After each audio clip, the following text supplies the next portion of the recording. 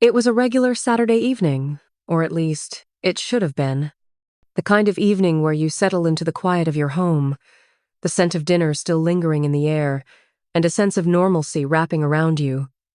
But that night, everything changed. I was coming back from work early. An odd occurrence, but one I didn't think twice about. The door to our apartment was slightly ajar. I didn't even pause at first, just assumed I had left it that way. But then I heard voices soft, hushed, yet unmistakable. And the scent of her perfume, the one I had always loved, but now felt so foreign to me, hit me before I even walked further inside. As I pushed the door open, I saw it.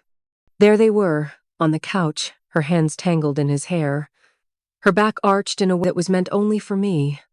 My heart pounded in my chest, and for a second, the world around me went silent, my breath the only thing I could hear. I stood frozen, unable to speak. They didn't notice me, but I saw everything. The love, the lust, the complete betrayal. And for the first time, I felt like I was suffocating. Without a word, I turned around. I didn't shout. I didn't throw accusations. I didn't make a scene. I just left. I didn't pack my things. I didn't make it dramatic. I left quietly.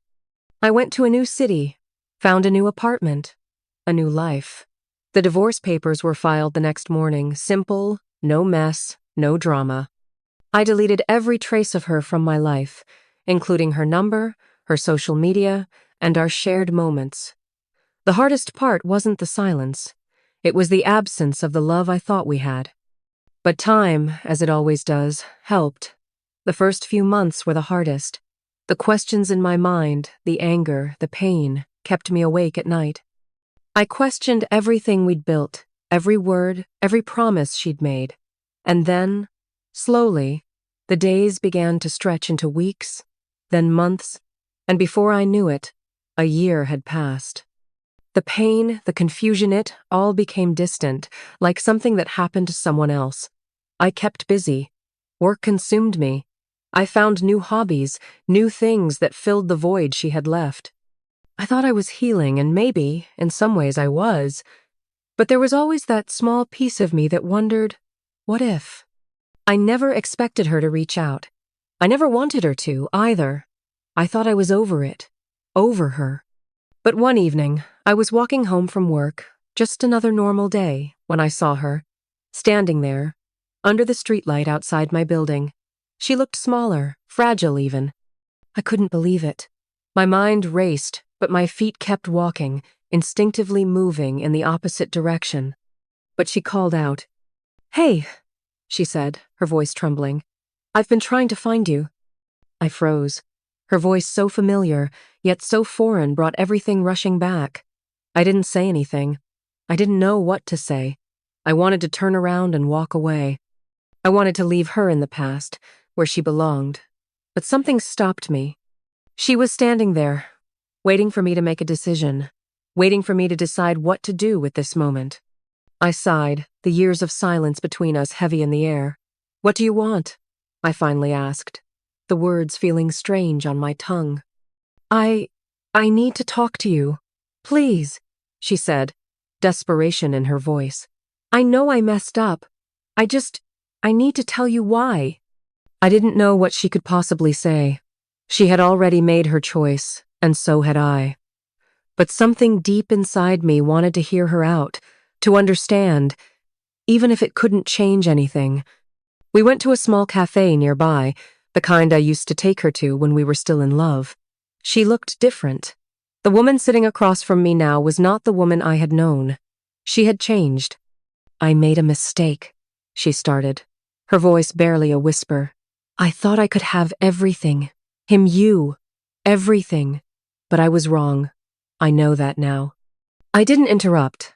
I just let her speak, watching her as she spoke.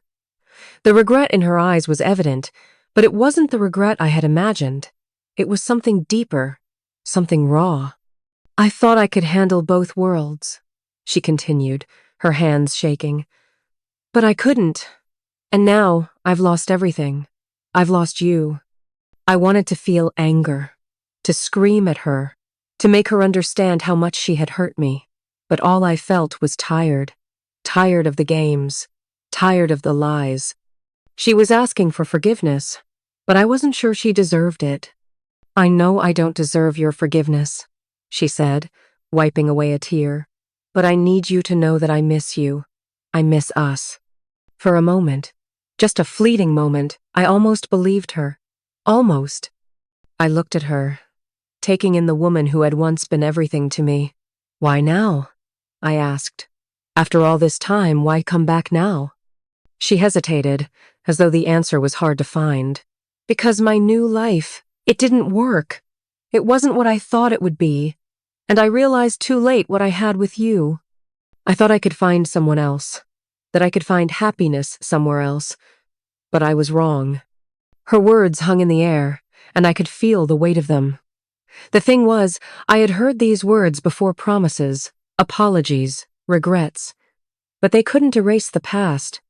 They couldn't undo the hurt. "You made your choice," I said quietly. "And so did I." Her eyes widened as if she hadn't expected me to be so calm. "I know," she whispered. "I know, but that was the problem.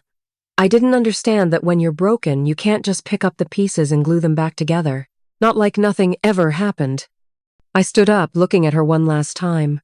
"I'm not the person I was back then. I can't let you back in my life after everything. Not after the lies, not after the betrayal." I turned to walk away, but she reached out, grabbing my sleeve. "Please," she begged. "I've changed. I've learned." I turned back to face her, looking at the woman I once loved, now broken and regretful. But she wasn't the same person anymore. Not to me. "Take care of yourself," I said, my voice steady. "But I'm not your backup plan." I walked out of the cafe and out of her life. For good. She hadn't come back because she loved me. She came back because she had lost what she thought she had with someone else. And that, I had to accept. She made her choice a long time ago. And now, so had I. As I walked away, I felt a strange peace. A year had passed, and the weight I had carried for so long was finally gone. I wasn't angry, I wasn't bitter. I had learned to love myself again.